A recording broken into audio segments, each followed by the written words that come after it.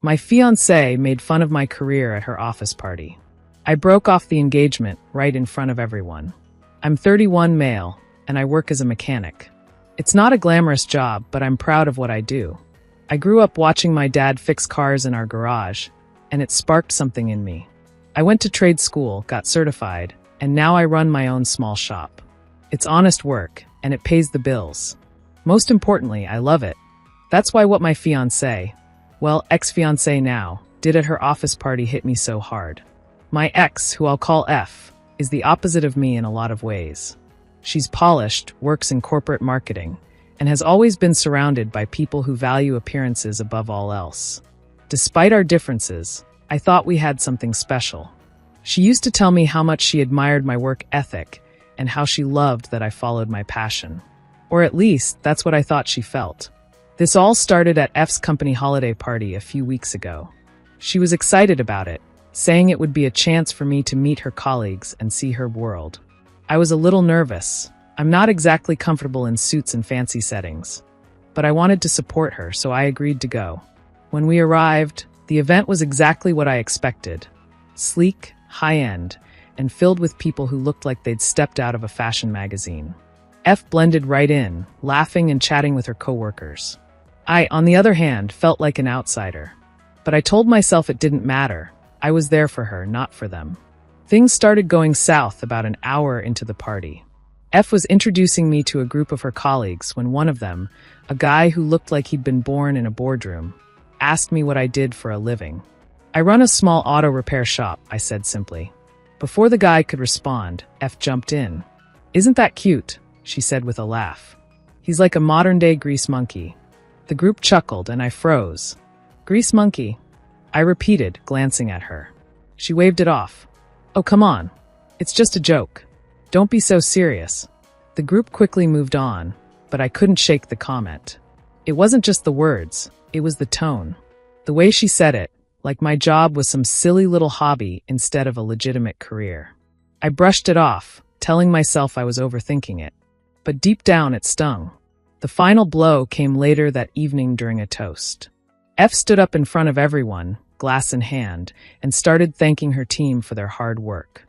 Then, out of nowhere, she shifted the focus to me. And a special thanks to my fiancé, she said, smiling. He's not exactly a corporate guy, but he's great with his hands. If anyone's car breaks down, you know who to call. The room erupted in laughter. I felt my face heat up as dozens of eyes turned toward me, their smiles tinged with condescension. F was beaming, clearly pleased with herself, while I sat there, humiliated.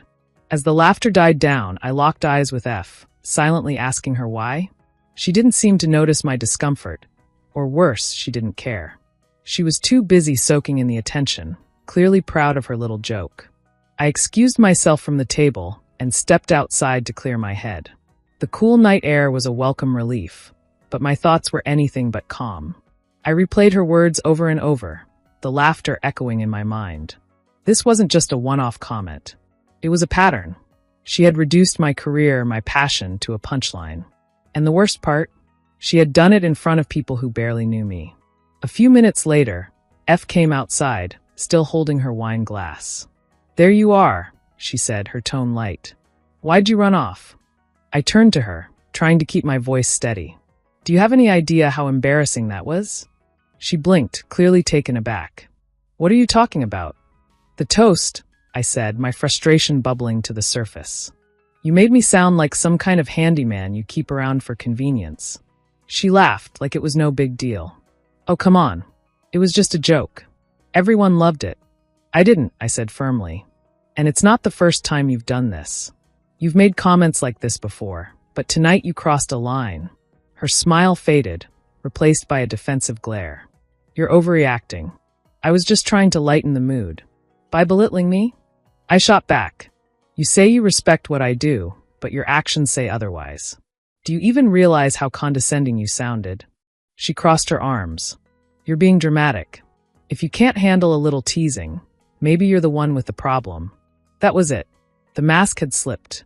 This wasn't just a misunderstanding. It was a fundamental difference in how she saw me and how I saw myself. I'd always tried to support her career, but she couldn't, or wouldn't, do the same for me. I took a deep breath, knowing what I had to say next. I can't do this anymore. Her eyes widened. What are you talking about? This relationship, I said, my voice steady. It's over. She laughed nervously. You can't be serious. Over a joke? You're really going to throw everything away because of one comment. It's not just one comment, I replied. It's how you see me, how you've always seen me. You don't respect what I do, and I can't spend my life with someone who looks down on me. She stared at me, her expression shifting from disbelief to anger. You're being ridiculous, she snapped. You think you're so special because you fix cars? Newsflash, it's not that impressive. Her words cut deep, but they also solidified my decision. I took off the engagement ring and placed it in her hand. Good luck finding someone you actually respect, I said before walking back inside. As I walked back into the party, the weight on my chest began to lift. I knew ending the engagement in front of everyone would create a scene, but I didn't care. I deserved better than to be treated like a joke, especially by someone who claimed to love me. When I returned to the table, I calmly grabbed my coat and prepared to leave. Came rushing in behind me, clearly flustered. Wait, you're really going to make a spectacle out of this? She hissed, trying to keep her voice low. You did that all on your own, I replied, keeping my tone calm. Enjoy the rest of your party. The people around us were starting to notice the tension. I could see curious glances and whispered conversations, but I didn't stop. Grabbed my arm one last time, her voice desperate now. Please, let's talk about this. You're blowing everything out of proportion. I turned to her, meeting her eyes. I gave you chances to respect me, I supported you, celebrated your successes, and never belittled what you do. But you couldn't do the same for me. This isn't something I can talk out. It's who you are. With that, I walked out of the party, leaving her standing there with the engagement ring still in her hand. The drive home was quiet, my emotions a mix of relief and lingering frustration. I replayed the events of the night in my head, questioning whether I'd made the right decision. But every time I thought about her comments, the dismissive way she spoke about my career, I knew I'd done what was best for me. Over the next few days, the fallout began. Mutual friends started calling and texting, asking what had happened. Apparently, had wasted no time spinning her version of the story. He's so insecure, she wrote in a group chat. I was joking, and he couldn't handle it. Who ends an engagement over a toast? I chose not to engage. The people who mattered knew the truth, and I wasn't about to stoop to her level. But when one friend sent me screenshots of her venting on social media, I realized she wasn't going to stop. She painted me as controlling and overly sensitive, claiming she'd dodged a bullet. That's when I decided it was time to take control of the narrative. I reached out to the people who had been at the party, friends, colleagues, even acquaintances, and calmly explained my side of the story. I told them about the constant belittling, the lack of respect, and how the party was just the final straw. Most of them were understanding, and some even apologized for laughing at the toast. One coworker of hers privately messaged me, saying, I never liked how she talked about you. She made it sound like she was settling for less. It stung, but it also validated my decision. Had never truly valued me or my work, and I wasn't going to let her continue to define the narrative. My decision to end the engagement sent ripples through our social circles, but I stayed firm.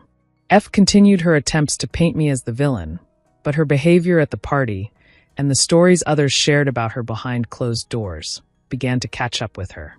One particularly satisfying moment came when a mutual friend, who had been on the fence, messaged me. I talked to someone at her office, they wrote. They said she brags about how she settled for you because she thought you'd be easy to control. Sounds like you dodged a bullet. Dodged a bullet, indeed. The ultimate moment of closure came when I got a call from her boss. Apparently, the gossip about the party had made its way back to management, and they were concerned about her professionalism. I didn't have to say much, just confirmed the facts about the toast and her subsequent behavior. The boss thanked me and said they would handle it internally. I don't know what happened next, but I heard through the grapevine that was passed over for a promotion she had been eyeing. Actions, after all, have consequences. With out of my life, I threw myself into work and the things I loved. I started taking on more complex projects at the shop, upgraded some of my tools, and even began teaching a weekend class for aspiring mechanics. It felt good to focus on something that brought me joy, free from judgment or condescension. As for the engagement ring, I sold it and used the money to treat myself to a much-needed vacation. It was my way of closing that chapter and moving forward. Looking back, I realized the breakup wasn't just about the toast. It was about what the toast revealed. F didn't see me as an equal. She saw me as someone to mock, to control, to use for her own ego. And that's not love. Love is about respect, partnership, and lifting each other up, not tearing each other down for a cheap laugh. So, if you're ever in a relationship where you feel belittled or undervalued, take this as your sign. You deserve better. Walk away, even if it's hard. And if you enjoyed this story of standing up for yourself, hit that subscribe button. The next tale might just inspire you to do the same. Stay